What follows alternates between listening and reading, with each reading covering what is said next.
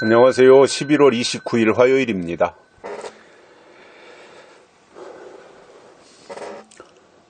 날씨가 이제 오늘인가 내일인가부터 좀 추워진다고 하네요. 이제 본격적으로 겨울로 접어들 모양입니다. 보온 따뜻하게 잘 하셔야 아마 겨울을 무난히 이겨낼 수 있을 것 같습니다. 또 코로나도 계속해서 숫자가 늘어나고 있습니다. 이것도 잘 관찰하면서 마스크 철저하게 착용을 하고 또 면역력을 키우는 방법들도 이렇게 잘 채택을 해서 스스로를 돌보시는 것이 좋겠다, 그런 생각도 해봅니다. 오늘은 사도행전 2장 43절과 44절입니다. 사람마다 두려워하는데 사도들로 인하여 기사와 표적이 많이 나타나니 믿는 사람이 다 함께 있어 모든 물건을 서로 통용하고. 아멘.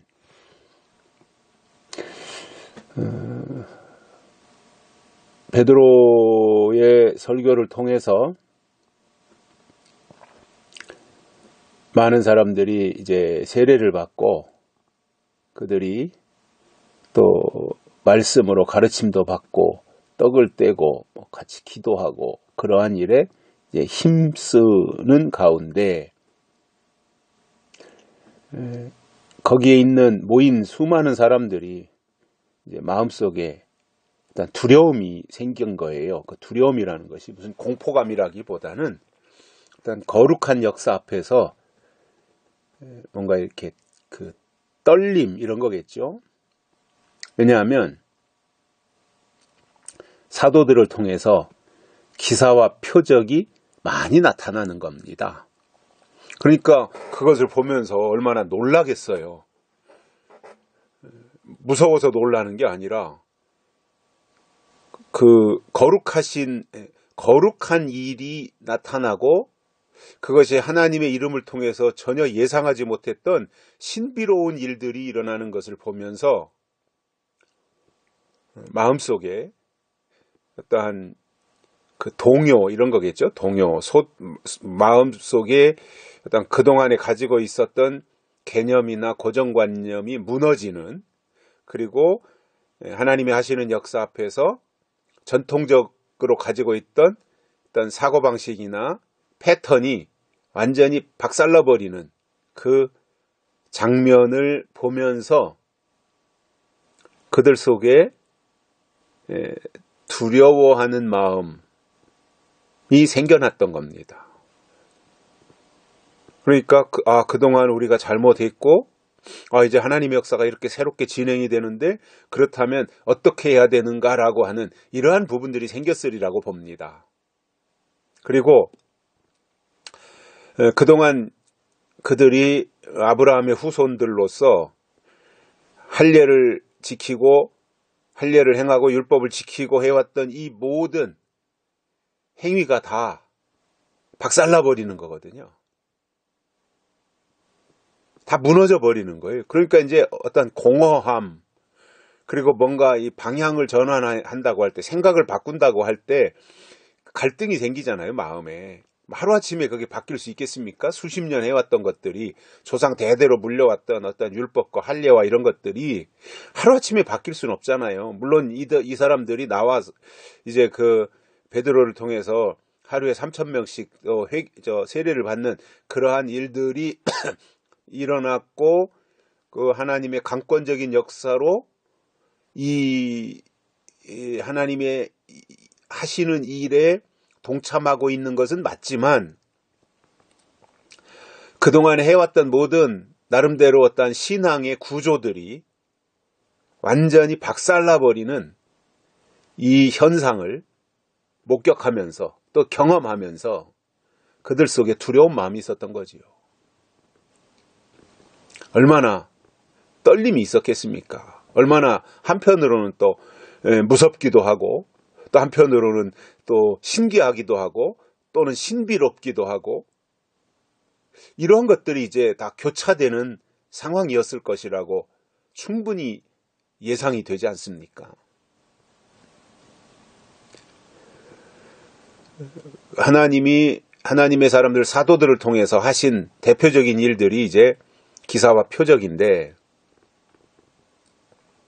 저는 이 역사가 지금 이 시대에도 저는 일어날 수 있다고 봅니다.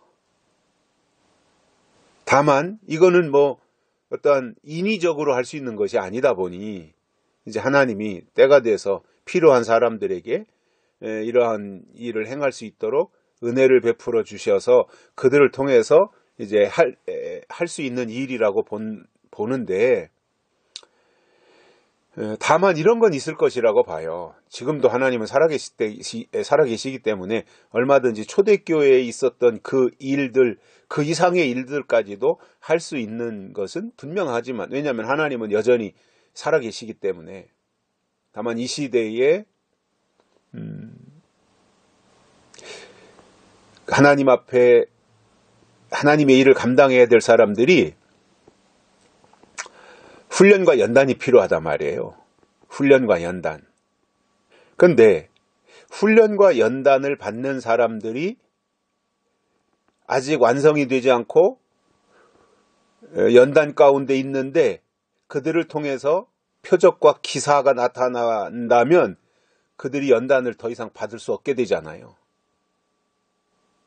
하나님이 정해놓은 연단의 기간이 있고 분량이 있는데, 그 이전에 기적이 나타나고 표적이 나타나고 능력이 나타나면 더 이상 그 사람들이 어떻게 연단을 받겠습니까? 사람들이 다 우러러보고 사람들이 다 칭송하고 거기에 매달리는데 어떻게 연단을 받겠어요? 그러니까 저는 연단의 기간에는 특별한 경우를 제외하고는 표적과 기사를 절제하도록 하신다, 하나님이. 왜냐하면 말씀 안에서 연단받는 것이 우선이고 말씀으로 깨닫고 성장하는 것이 먼저지 기사와 이적을 나타내는 게 우선이 아니라는 거예요. 그러나 충분히 다 하나님의 계획 속에서 연단의 과정이 다 채워지면 그때 가서는 얼마든지 하나님의 주시는 은혜 가운데서 표적과 능력을 행사할 수 있습니다. 왜냐하면 예수님이 너희는 나보다 더 큰 일을 하리라고 그러셨기 때문에 그 이상의 일도 할 수 있다고 봅니다. 다만 연단의 기간에는 하나님이 그러한 것들을 이렇게 제한시켜 놓는다라는 거죠. 더 크게 쓰는 게 우선이지 지금 당장 본때를 보여주는 게 우선이 아니라는 거예요. 나중에 가서 더 하나님의 큰 목적을 가지고 큰 일에 쓰시기 위하여 지금은 좀 잠잠하게 연단 속에서 기다리도록 만들어주시는 그 과정인 것이고, 그럴 때에는 하나님이 능력을 나타내지 않는다라는 겁니다. 그러나 이제 초대교회 때로 돌아가서 보면 베드로가 이제 충분히 3년 반 동안 예수님 따라다니고 그러면서 이런저런 경험을 다 했고, 그리고 마가 다락방에까지 갔고 거기서 성령을 받고 나서 때가 되니까 그 베드로를 통해서 3,000명씩이나 이제 세례를 받는 그러한 일들이 있었고, 베드로의 가르침을 받는 사람들이 생겨나더니 그러한 가운데서 기사와 표적도 나타났고, 그리고 하나님의 사람들에 의해서 나타나는 기사와 표적은 딱 한 가지 목적으로 해서 주십니다. 하나님이 뭐냐면 하나님을 증명하는 데 쓰는 거예요. 나를 과시하는 데 쓰는 것이 아니라 하나님이 살아계시다고 하는 것을 증명하기 위한 용도로 써야 되는 것이 기사이고 표적이고 이적이고 능력이고 그런 것입니다. 내 자랑하고 내 과시하고 내가 폼 잡으려고 쓰는 건 아닙니다. 그건 아닙니다.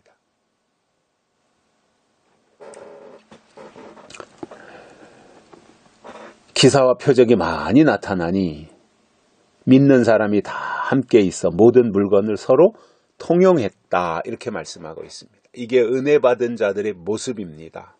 내 것 내 것이 없이 믿는 사람들이 다 함께 있어서 함께 물건을 서로 통용했다는 겁니다. 내 것 내 것이 없어요. 필요한 사람이 갖다 내놓고 필요한 사람이 그것을 갖다 사용하는 거예요. 이게 진정한 의미의 교회이고 또 하나님의 나라가 저는 이럴 것이다 추측을 해봅니다. 지금은 내 거는 다 움켜쥐고 있잖아요. 그리고 중요한 것은 또 공개도 안 하잖아요. 근데 그때 가서는 다 내놓는 거지요. 그리고 서로 필요에 따라서 사용하는 거지요. 왜냐하면 내게 아니라는 거죠.